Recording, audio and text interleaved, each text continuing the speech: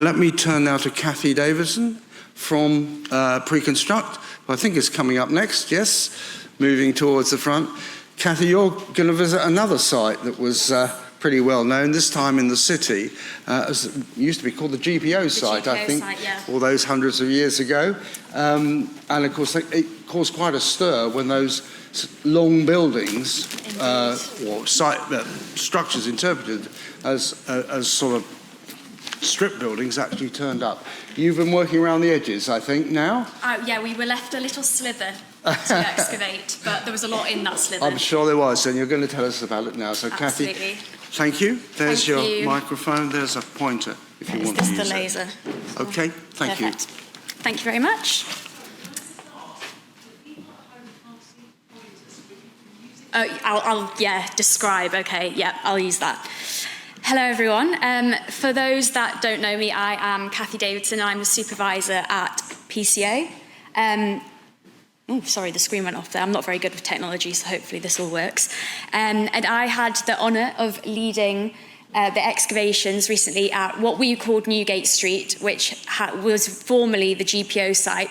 Our new site code was NSS20, which doesn't have the same ring, so we refer to it as a GPO site quite a lot. But this was Newgate Street. I did do a talk at the LAF last year, but that was more of a debrief. So now we're in the post-assessment, pre-publication phase. So if you've already heard me speak, I'm hopefully not going to bore you to tears with the same information. We've got a little bit more to say. I've now phased it, so I'm going to go through those phases and discuss what we found. Just going to set the scene. So this is where the site is located. We're fronting onto Newgate Street, as you can see there, highlighted in red. We are quite close to Cripplegate Fort, at the peak of the hill, Ludgate Hill here, and to the west of the Walbrook. Zooming in a little bit more, those strip buildings we were just talking about, this is on the molar map of Londinium. You can see the strip buildings there that were found during the GPO excavations, and then that blue bit there is where PCA were recently. We did it in a couple of phases over about a year. The blue bit there, so we were actually in this tiny slither that was 24 metres by about 4.5, but there was a lot to get through. The stuff on the right had been truncated by some ginormous concrete tanks. So unfortunately, everything had gone from the eastern side, but we had this little slither on the left still. Zooming in once again, just so you really know where we are. The outline here in orange was the GPO site. It actually did have another site code, but just for ease, I'm going to refer to it as GPO. And then the blue over there is where we were. But as I say, we were kind of just on that western half, just going into where the GPO site was. So for those of you that don't know the GPO site, it was the former General Post Office site excavated in the 70s, and what they found was some Iron Age and early Roman buildings, some late Saxon buildings, medieval occupation, and the Church of St. Nicholas Shambles and associated cemetery, which was just on the southwestern corner there. We didn't really know where the cemetery was going to stop, though. Just keep that in the back of your mind. We didn't know if we were going to come across any bodies, basically, or whether the Victorians would have come through and truncated them out. So I want to just go back to the GPO team. Got some pictures there, which I got from Digging London, which is an amazing resource. Some of you may recognise people, or you might be in those photos. I just want you to take note of some of the, you can't even call it PPE, attire that people are wearing there. And then we're going to go to the recent team. I'm sorry, there's a few people not on this site photo, because as I say, I did it in 2 phases. Jimmy's here today. Sorry, you're not in this photo, but he did put in a lot of hard work. PPE has come on quite a lot since then. We're a lot brighter these days, for sure. Also, we did excavate in winter, so I wouldn't have worn a bikini even if I was allowed to. Okay, so we're going to start going through the phases now. There's a lot of Roman stuff going on, so we'll tackle from the bottom upwards. Here we go, is the first phase. Oh, sorry, the maps are quite small, but I'll describe them. So we're on brick earth here, and as I said before, we're at the peak of the hill. So initially we had a bit of ground consolidation just to flatten things out. And then our first thing that we found was a row of stake holes and post holes just to the south of the site, which you can kind of see here on this southwest-northeast alignment, remnants of a timber-framed building, which, much to my relief, fit in very well with those buildings that had previously been found during the GPO site. This picture here is just from the top of the building. We got to go up, me and our photographer, Streff, who I have to thank so much because he came to site every week. And all the photos that you see on this presentation are due to him because there is no way I could have taken these photos. So he's sticking his camera out over the top. I'm having a minor heart attack behind him because I think the camera's going to drop. But he didn't. He did an amazing job. So you can just see our tiny little sliver here. That's really how small it is. So this is I've got all the dates down in the corner here. Hopefully everyone can see them. We think this is about 50 to 70 AD. There's a few little pits and post holes to the rear of the building that we've identified, and a very small assemblage coming from that, but that is a pre-Boudiccan revolt date, is what we were getting from this. And if the GPO site is fitting in with what we've got here, we think this building's probably from about 60 AD. Moving on to about 70 to 120. So here on this dark earth deposit is coming from the south here where the building was. Obviously a big fire event there. And it's fitting in with the Boudiccan revolt and a subsequent hiatus in building, which is quite commonly seen. From this phase, there's a notable slag assemblage suggesting industrial activity on or nearby the site, which becomes quite a significant theme for the rest of this site during the Roman phase. So these buildings would have been fronting onto Newgate Street, and this bit here would have been the part of the building at the very rear. We've got some pitting behind the building as well, and the stuff coming from that was indicating industrial rather than a domestic occupation at this point. So then moving on to 100 to 160, we actually have 3 phases of occupation during this period, so phases within phases. This is kind of indicating dismantling and construction going on in the wider area at the moment. To start with, we've got levelling and quarry pits, lots of building material in those quarry pits. Then another phase, this was a bit more interesting. We've got remnants of a building here. It's quite frustrating just having this little sliver because you could see stuff going beyond the LOE and you just couldn't go any further, obviously. Well, all of this had gone anyway. But on here we had a surface which contained a lot of evidence of microslag, which we think potentially could be a forge floor. So again, that industrial activity seems to be ongoing at this point. Then at the end, we seem to have more of a period of disuse.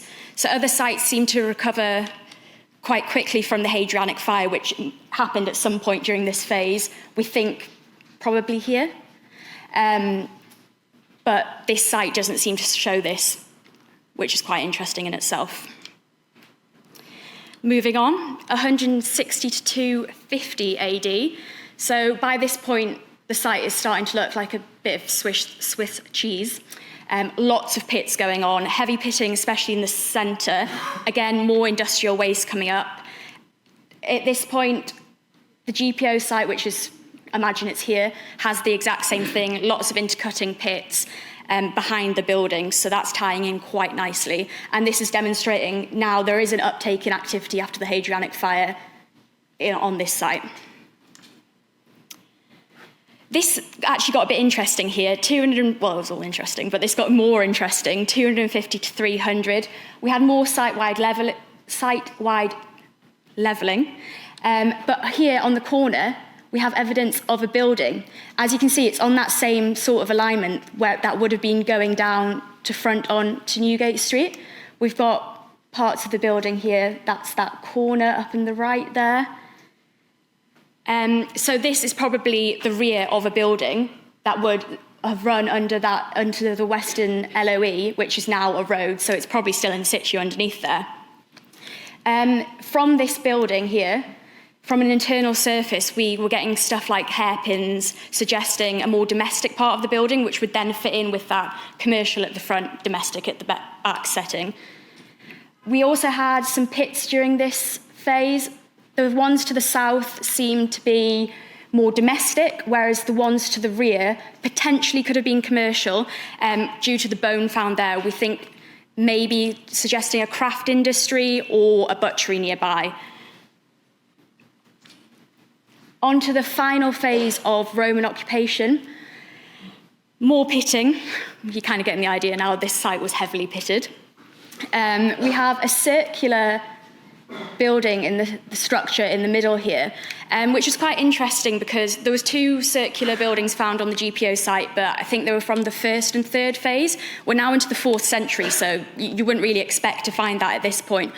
But we were kind of thinking, is this a regression in building technique as the Roman decline starts? It's just a thought at the moment, not really sure, because we've got the city walls by this point, but as we know, not all of that area is occupied by buildings anymore. There's more open spaces going on now.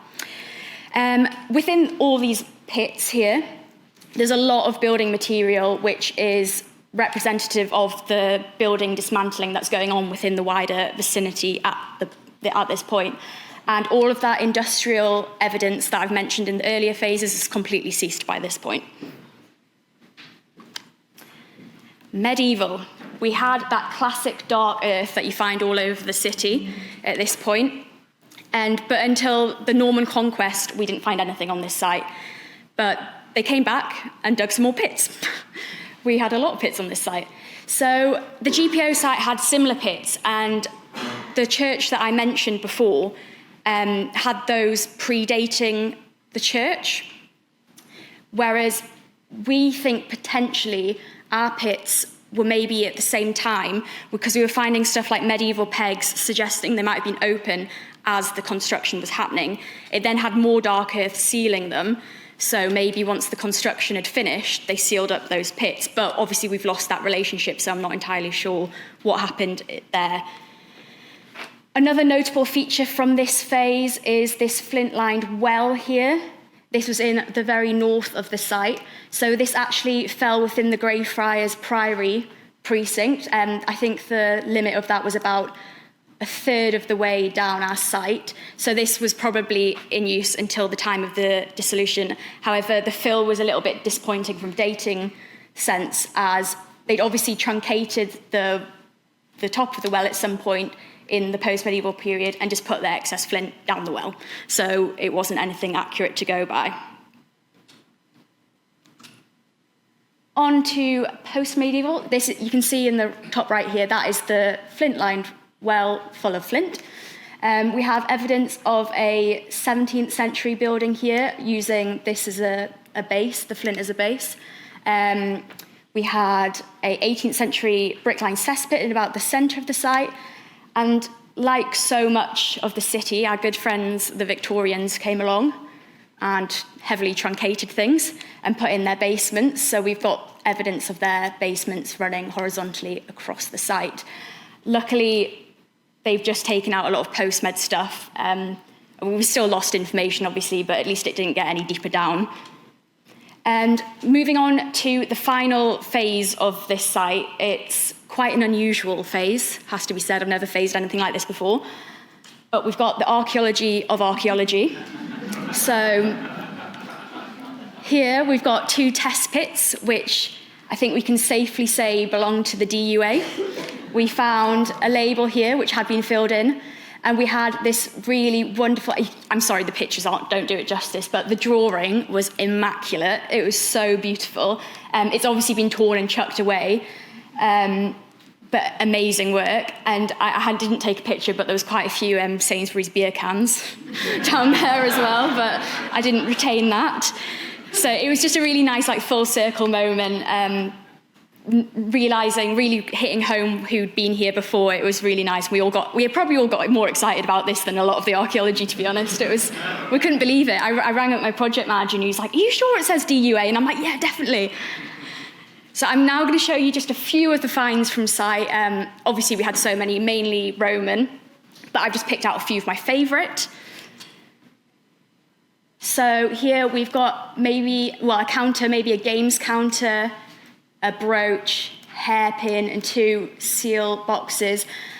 I'm a bit of a magpie, so I just picked out the prettiest things, really. But I love those really personal objects, like the thought of someone actually playing with a games counter.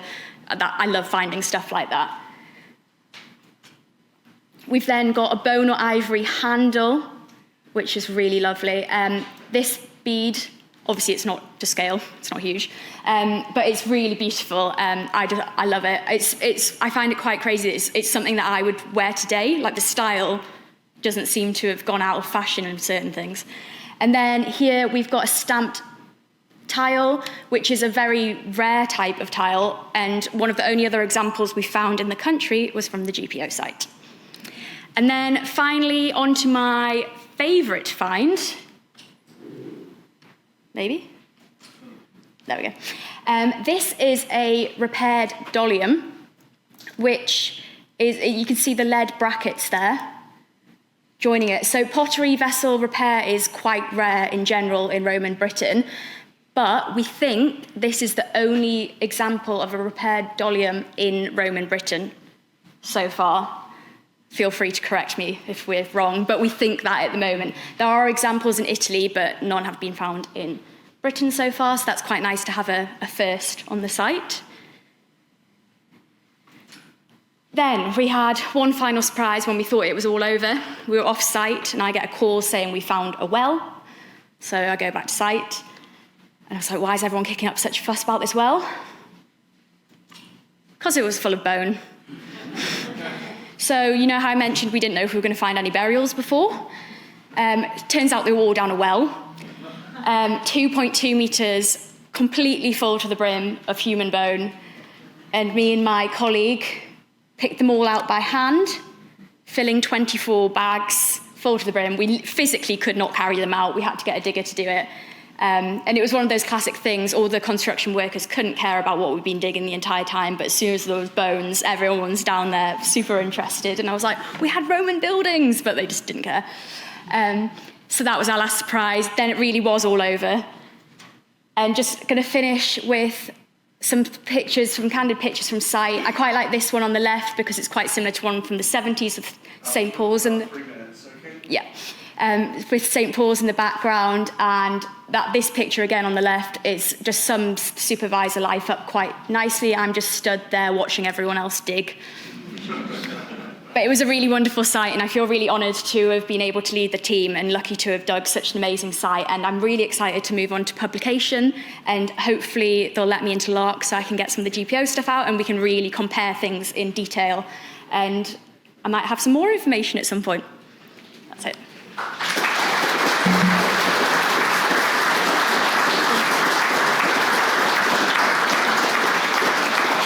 Thanks very, very much indeed, Kathy. I'm going to move things on quickly now just to try and make sure we can keep to the